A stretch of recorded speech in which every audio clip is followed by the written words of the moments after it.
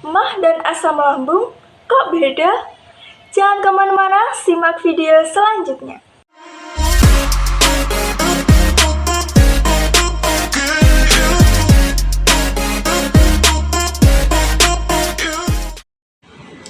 Assalamualaikum warahmatullahi wabarakatuh.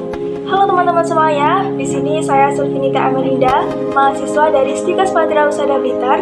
Di sini saya akan memberikan edukasi kepada teman-teman semuanya mengenai tentang asam lambung. Asam lambung biasa dikenal dengan istilah medis gastroesophageal reflux disease atau biasa disingkat dengan GERD. GERD ini merupakan masalah yang terjadi di pencernaan. GERD ini diartikan sebagai gangguan yang membuat makanan dan asam lambung naik kembali ke atas menuju ke esofagus atau kerongkongan. Lantas, di mana sih perbedaan antara MAH dan juga GERD atau asam lambung? Nah, jadi perbedaan antara MAH dan juga asam lambung ini dua hal yang berbeda, namun gejala yang dirasakan ini hampir serupa. Nah, MAH ini merupakan gejala yang secara medis disebut dengan gastritis. Nah, MAH ini merupakan peradangan iritasi atau erosi yang terjadi pada lapisan lambung karena adanya bakteri atau luka pada tungkai lambung.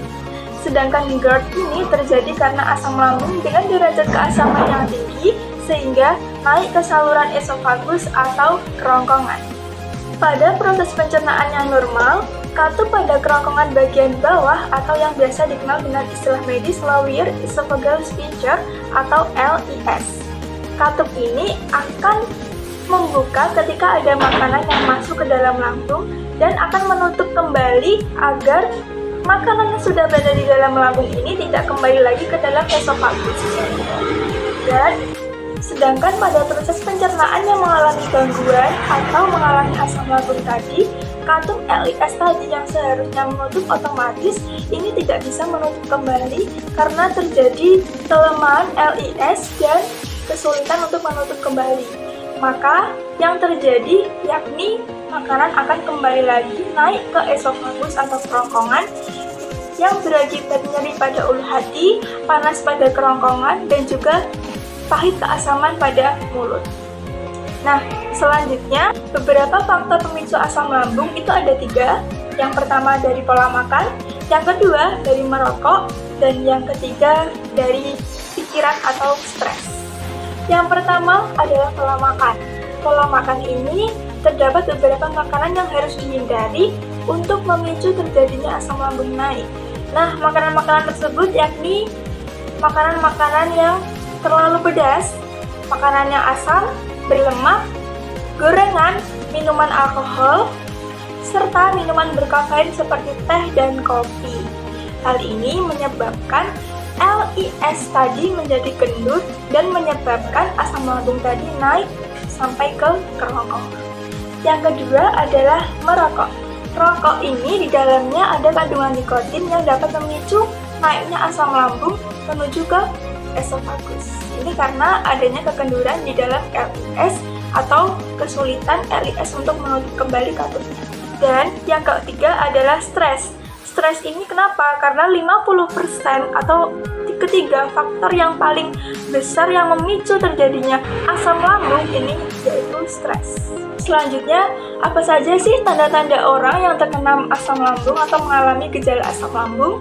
Jadi, tanda-tanda orang yang mengalami asam lambung yakni yang pertama, itu merasakan rasa terbakar di area dada, yang kedua mual, kemudian nyeri lambung, sesak nafas, kemudian kehilangan nafsu makan, serta mulut terasa pahit dan mengeluarkan bau yang tidak sedap.